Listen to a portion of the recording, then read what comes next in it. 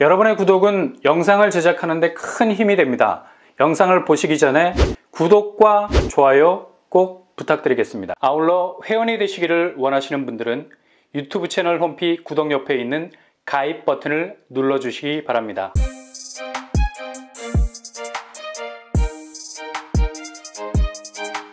안녕하세요, 뻔뻔한 복덕방입니다. 지금 금융권 불안 요소, 현재 흔들리는 집값 자체를 더욱 흔들리게 만들 가능성이 높죠.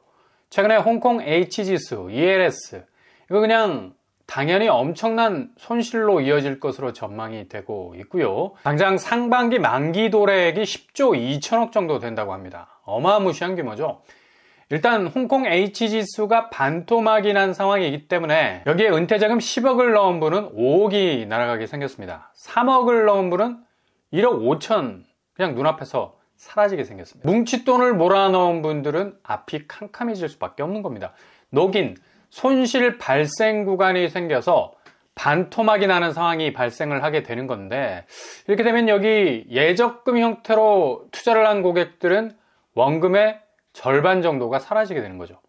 1월만 해도 9천억, 3월은 29일, 하루만 해도 3천억 만기가 돌아오게 됩니다. 4월은 그냥 쓰나미죠. 최대 2조 원이 넘어설 거라는 전망도 나오는데, 멀쩡한 은퇴자금들이 예적금 형태로 시중은행 통해서 투자가 된 건데 대부분이 공중분해가 되는 겁니다. 그냥 뭐 거의 실신할 수밖에 없는 최악의 경우가 발생을 하게 되는 거죠. 그래서 지금 금감위가 불안전 판매를 이유로 손실보상에 골몰을 하고 있는데, 이게 규모가 거의 뭐 24만 개에 해당되는 계좌라서 뭐 굉장히 광범위한 사이즈죠. 이게 뭐 제대로 해결이 될 수 있을지 의문이고요. 최다 판매사가 KB국민은행인데 은행권 검사를 최초로 받을 가능성은 아주 높습니다. 은행별 판매액을 보면 상당히 심각하죠. 국민은행이 7조 8천억, 그리고 신한은행 2조 4천억, 농협 2조 2천억, 그리고 하나은행이 2조 원, 제일은행이 1조 2천억 규모입니다. 이렇게 쭉 판매 은행별 금액만 봐도 대략 15조가 넘어가는 수치를 찍고 있는데요. 이게 당장 이번 달부터 만기가 시작이 되기 때문에 여기 뭐 예적금 형태로 투자가 된 고객들은 이 엄동설안에도 불구하고 피켓 들고 나와서 항의를 할 수밖에 없는 겁니다. 본인 원금 보장해달라고. 이건 뭘 말하느냐? 이미 홍콩 ELS는 터진다는 것이 기정사실화되어 있다는 얘기죠. 지금 중국 경제 자체가 깊은 디플레로 가고 있어서 다시 ELS가 회복되기는 거의 불가능한 상태죠. 지수 자체가 뭐 반토막이 됐는데. 시중은행은 불안전 판매라는 항의로 인해서 손실 금액에 대한 보전을 해줘야 하는 입장이 될 수밖에 없고요. 지금 뭐 이것도 문제지만 당장 새해가 밝으면서 부동산 PF에 몰린 은행들, 홍콩 ELS만큼 심각한 내상을 통해서 엄청난 위기감을 몰고 올 수 있는 상황이 벌어질 수도 있다는 얘기죠. 당장 뭐 지금 농협에선 미분양 담보 공동대출 창구 닫아버렸습니다. 한마디로 대출을 중단했다는 얘기죠. 그만큼 분양시장 자체의 사업성이 극도로 얼어붙기 시작하면서 은행 쪽에서는 뭐 굉장히 큰 부담으로 다가올 수밖에 없는 거고요. 대출 금액은 증가하는 대신 엇갈린 궤적으로 연체율이 껑충껑충 뛰고 있는 모습을 보이고 있기 때문이죠. 분양률과 임대율이 70% 이상이 되는 일부 충족 요건을 충족할 때에만 대출이 가능하도록 상당 부분 긴축적인 스탠스 유지하게 됐고요. 이렇게 건설 자체의 사업성 상당히 지금 악화되고 있는 그런 상황입니다. 당장 뭐 건설업 자체의 자금이 제대로 회전이 되지 않으니까 자금 경색에 빠져서 기업 대출 부분에서 빚 갚는 톱니바퀴가 앞니 빠지듯 쑥 빠져나가니까 연체율이 뭐 당연히 증가할 수밖에. 은행권에서는 무슨 뭐 밑 빠진 독에 물 붓는 격도 아니고 끊임없이 대출은 세어 나가는데 그 대출금을 회수할 수 있는 길이 막혀버리니까 덜컥 위기감을 느낄 수밖에 없는 거죠. 그러니 당연히 미분양 담보 신규 공동대출의 길이 막혀버리는 건 뭐 어찌 보면 당연한 수순이고요. 게다가 가계대출에서도 50년 주담대 중단하는 곳들이 속속 등장하고 있습니다. KB국민은행과 신한은행은 50년 주담대 여전히 뭐 판매 중에 있고요. 농협이 가장 많은 50년 주담대 상품을 팔았었는데 이제 뭐 창구를 과감하게 닫아버렸습니다. 우리은행 역시도 작년 10월부터 중단해버렸고요. 뭐 본격적인 50년 주담대 대출 중단 사건이 벌어졌죠. 이렇게 가계대출도 위태위태한 동시에 기업 대출까지도 막히는 지금 자금의 병목 현상은 이게 당연히 부동산 PF 시장 위기의 전조 현상이 될 수밖에 없다는 얘기인데, 지금 뭐 부동산 PF 규모가 134조 원가량 되죠. 4조 원가량 더 늘어난 추세인데, 이에 반해서 연체율은 거꾸로 2배로 급증을 하고 있습니다. 2.4% 정도 증가를 하는 추세고요. 그러니 당연히 금감위에서도 사업성이 부족하다는 평가를 받는 곳 과감한 자체 정리에 나서고 있는데, 그 사업장이 대략 120개 정도 달한다고 하죠. 이게 이렇게 구제받을 수 있는 것, 없는 것, 명암이 갈린다는 것 자체가 어차피 홍콩 ELS가 손실액이 터진다는 가정하에 대응 분류 작업을 하는 것과 똑같이 부동산 PF 자체도 지금 정리 수순에 들어가는 업체가 정해진 경로로 간다는 건 상반기 부동산 PF 문제도 분명히 발생한다는 것을 전제로 한다는 얘기입니다.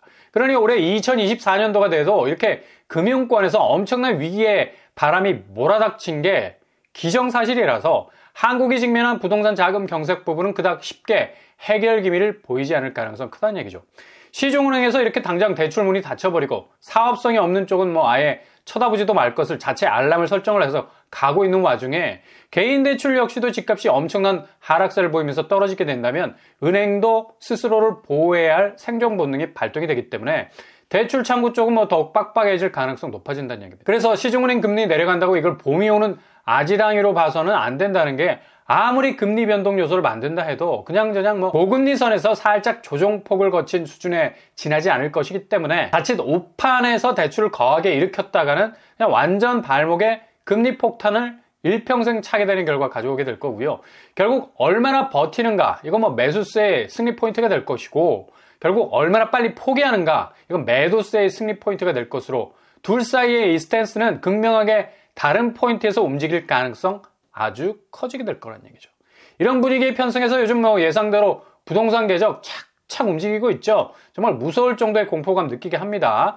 부동산은 항상 예상 궤적을 벗어나는 아주 버릇없는 예의상실, 매너상실, 에티켓상실, 그 기저의 불확성을 가지고 있는 분야인데, 요즘은 뭐 정말 공포감을 느낄 정도로 예상 궤적에서 절대 벗어나지 않는 모습 보이고 있어요. 서울 매물 쌓이는 거, 이제 매도자들이 서서히 공황 상태에 빠져들게 되죠. 이거 집 내놔도 쳐다보는 사람 없네. 큰일 났다. 시세 차익은 둘째치고 본전은 쳐야 할 거 아니냐? 조급함이 몰려오기 시작하죠. 아니, 집을 살 사람이 없는데 무슨 재주로 집값이 오르겠어요. 공급 부족이다. 뭐다 뭐 말들을 많이 하는데 이거 역설이거든. 공급 위주로 가도 수요가 얼어붙은 상황에선 공급 부족 때문에 가격이 들썩거릴 여지가 없는 겁니다. 이때부터 가격은 조정되기 시작하는 거죠. 1월은 뭐 거의 기하급수적으로 매물 적체 현상이 이어질 것으로 보이고요. 오늘 17일자 서울 매물 현상에는 아주 의미 있는 움직임이 보이고 있죠. 그렇게 정체돼 보이던 매물 증가량이 7만 6천 건으로 올라서기 시작을 했습니다. 미국 기준금리 인하가 확실히 물 건너갔고, 달러 인덱스 상승, 미국 국채금리 심란할 만큼 계속 오르고 있고, 더 이상 금리를 마사지해 줄 만한 요소들이 하나둘씩 순삭하기 시작하니 이렇게 매물이 다시 터져 나오고 있는 겁니다. 뒤로 숨겨져 있던 매도자 매물이 그냥 호주머니 탈탈 털어서 내놓을 정도로 다주택자들 매물, 그리고 기존 주택을 팔고 새 집으로 빨리 갈아타야 하는 1주택자들, 해는 니언 넘어가지 갈 길은 멀지, 정말 미국 연준 의장 제롬 파월이 말한 long way to go가 되는 겁니다. 갈 길이 너무 멀기만 한 거죠. 동시에 거래량이라는 배수로는 뭐 꽉 막혀 있어서 1월은 급락으로 가는 초석을 거래량이 징검다리식으로 계속해서 축소시키는 상황. 기존에 나와 있는 뭐 매물 전혀 소화가 되질 않고 있고요. 그러니 매물 역류 현상이 일어나는 거고, 홍수가 나서 물난리가 터지는 겁니다. 이건 뭐 승수 효과로 기저에 깔려있는 매물들을 죄다 부동산 매매 시장으로 던져버리는 백기투항, 항복 매물로 갑작스럽게 전환이 될 수도 있겠습니다. 그러니 아직 집을 사지 않은 분들이 상당히 유리한 시간적 골든타임을 노려볼 수 있는, 아마도 위기 속에서 찾을 수 있는 또 다른 기회일 수도 있겠고요. 일단 빚폭탄 걱정 안 해도 되고, 그동안 미친 듯이 올랐던 집값 본격 하락하기 시작하면 이제 선택지가 뭐 상당히 넓어질 수밖에 없는 건데요. 더 이상 집값이 모든 자산시장의 가치를 블랙홀처럼 빨아들이는 시대는 끝났다. 담보가치의 하락은 어쩔 수 없이 어떤 수단과 방법으로 응급실 호흡기 달아도 더 이상 한 발짝도 뛸 수 없는 지경에 이르게 된 거죠. 이제 뭐 본격 게임이 시작이 된 거고요. 지금 영끌들이 폭락이 폭등이 심리적 갈라치기 하면서 집값 방어에 총력을 기울이고 있는데, 시장의 흐름 이길 장사가 어디 있겠어.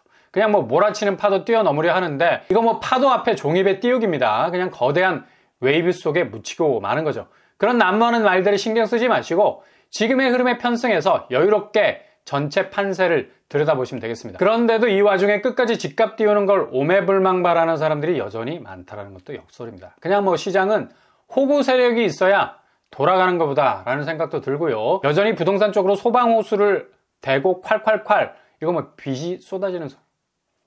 여전히 부동산 쪽으로 소방호수를 대고 콸콸콸, 이거 뭐 빚이 쏟아지는 소리죠. 그냥 고금리에 물려버리면 거의 독극물 수준이 될 텐데 삼다수라고 믿고 그냥 끝까지 끌어올려서 승부를 벌이는 사람들이 부지기수라는 얘기예요.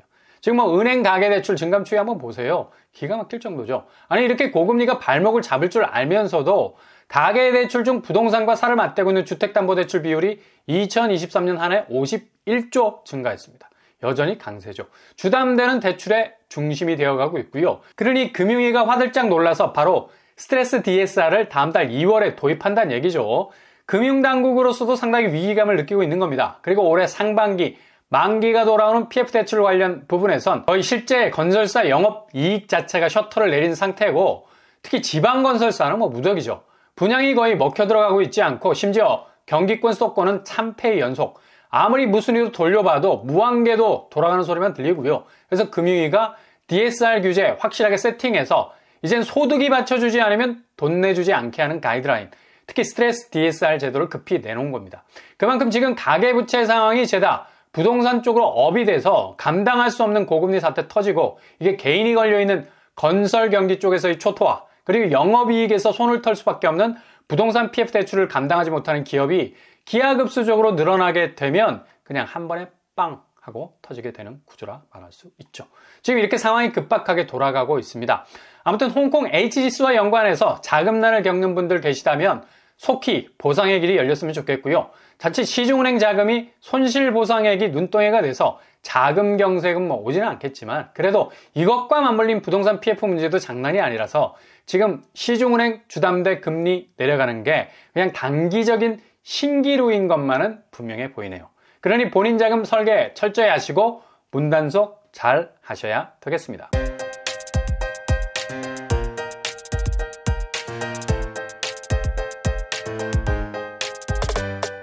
오늘의 부동산 캐릭터처, 아마도 이러는 가장 빠른 하락세로 전환되는 부동산 역사에서 경험하기 힘들었던 일들이 쏟아질 것 같습니다. 그러니 무주택자들에게는 아주 유리한 부동산 지형도가 펼쳐질 가능성 높고요. 절대로 무리하시면 골로 갑니다. 신중에 신중을 기하셔야 되고요. 기회는 올해 상반기부터 정말 놀라울 정도의 일들이 일어나게 될 겁니다. 차분하게 기다리셔도 전혀 늦지 않으니까 잘 지켜보시면서 틈새를 노리실 수 있길 바랍니다. 오늘도 응원합니다. 항상 여러분의 길이 꽃길만 되실 수 있길 바랍니다.